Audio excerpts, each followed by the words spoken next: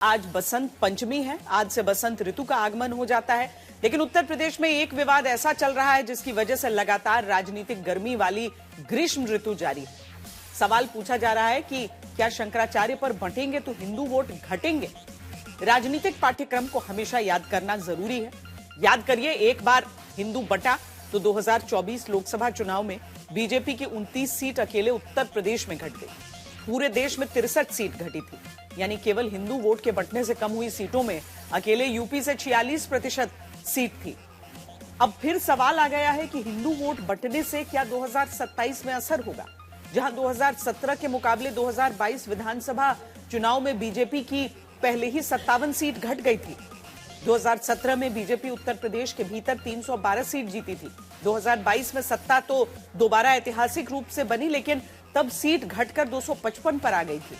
कई रिपोर्ट्स में दावा रहा कि 2024 लोकसभा चुनाव में बीजेपी की बढ़त प्रदेश के भीतर घटकर 169 सीट पर ही रह गई थी। यानी जब हिंदू वोट यूपी में लोकसभा चुनाव के दौरान बटा तो 2017 के मुकाबले बीजेपी की 2024 में 143 विधानसभा सीटें घटने का दावा होता है।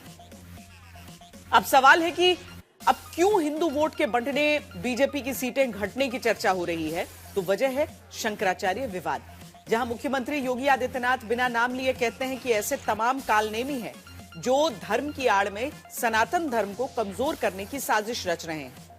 तभी उप मुख्यमंत्री केशव प्रसाद मौर्य का बयान शंकराचार्य के साथ हुए प्रशासन के बर्ताव पर सवाल उठाते और कार्रवाई की बात करते सुनाई पड़ता है। राष्ट्र तब सशक्त होगा जब हम एक रहेंगे, नेक रहेंगे, तभी नेक रहेंगे। बटेंगे तो कटेंगे, कटेंगे, कटेंगे। ये नारा सिर्फ मुख्यमंत्री योगी आदित्यनाथ ने ही नहीं, बल्कि प्रधानमंत्री नरेंद्र मोदी ने भी दिया जब 2024 लोकसभा चुनाव में अकेले उत्तर प्रदेश में हिंदू बहुसंख्यक वोट के बीजेपी के खेमे से बटकर विपक्ष के इंडिया गठबंधन में जुड़ने से भारतीय जनता पार्टी को अप्रत्याशित रूप से 29 सीट का झटका लगा।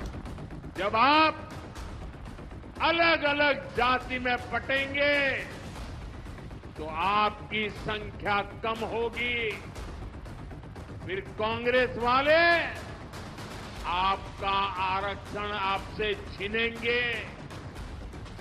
हम एक रहेंगे तो सेफ रहेंगे। अब फिर से जब 2027 के विधानसभा चुनाव की उल्टी गिनती चलने लगी तो सवाल उत्तर प्रदेश में आया, क्या शंकराचार्य स्वामी अभिमुक्तेश्वरानंद को लेकर बीजेपी के हिंदू वोट के बंटने की सियासी आशंका है। सवाल की वजह पहले जान लीजिए। पहली वजह स्वामी अभिमुक्तेश्वरानंद पर संत और हिंदू समाज का बंटना। दूसरी वजह स्वामी अभिमुक्तेश्वरानंद पर मुख्यमंत्री और उप मुख्यमंत्री के अलग अलग बयान। तीसरी वजह विपक्ष की तरफ से शंकराचार्य के मुद्दे पर बीजेपी को सनातन के अपमान के कटघरे में खड़ा करना। सबसे पहले दूसरी वजह पर गौर करना जरूरी है, क्योंकि जब प्रयागराज में मौनी अमावस्या के दिन स्वामी अभिमुक्तेश्वरानंद की तरफ से पालकी से संगम तक स्नान करने जाने की मांग करने पर प्रशासन ने मना किया, तो ऐसी स्थिति बनी जहां अभिमुक्तेश्वरानंद के शिष्य और पुलिस आमने सामने आ गए। पुलिस वाले शंकराचार्य के शिष्यों को नीचे गिराते वीडियो में दिखते हैं। बड़े बड़े अधिकारी संतों के साथ मारपीट कर रहे हैं। हम क्यों यहाँ पर रहे? वापस चलो, वापस चलो। इसी के बाद पिछले 6 दिन तक पहले अभिमुक्तेश्वरानंद वापस अपने शिविर के भीतर नहीं गए, बाहर ही बैठकर सरकार से माफी मांगने की बात करने लगे। यूपी प्रशासन की तरफ से उनके शंकराचार्य होने पर ही सवाल उठाकर पहले नोटिस भेजा गया। इसके बाद दोबारा नोटिस देकर कहा गया, क्यों न मेला क्षेत्र में प्रवेश पर आपके प्रतिबंध लगा दिया जाए। नोटिस के बीच गुरुवार को इस पूरे विवाद में नई हलचल मचती है, जब मुख्यमंत्री योगी आदित्यनाथ बिना किसी का नाम लिए कहते हैं, ऐसे तमाम कालनेमी हैं जो धर्म की आड़ में सनातन धर्म को कमजोर करने की साजिश रच रहे हैं। मुख्यमंत्री ने किसी का नाम नहीं लिया, लेकिन विवाद की गर्मी में बयान को अभिमुक्तेश्वरानंद से जोड़ा जाने लगा और तभी उप मुख्यमंत्री केशव प्रसाद मौर्य का बयान शंकराचार्य के साथ हुए प्रशासन के बर्ताव पर सवाल उठाते और अधिकारियों पर कार्रवाई की बात कहते आता है।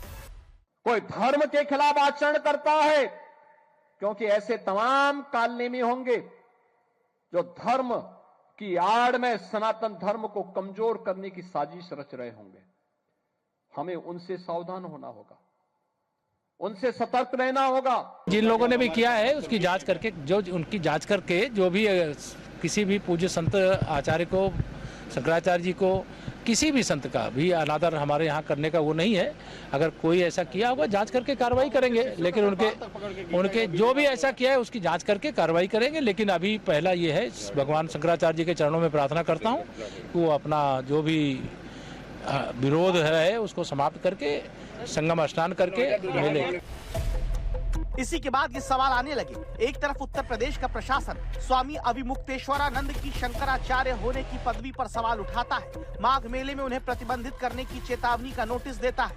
दूसरी तरफ उप मुख्यमंत्री कहते हैं जिसने भी शंकराचार्य का अनादर किया है जांच करके कार्रवाई होगी। पूज्य शंकराचार्य जी के चरणों में प्रणाम है, वो बढ़िया स्नान करें, उनसे प्रार्थना है और यह विषय का समापन करें, ऐसे आग्रह है।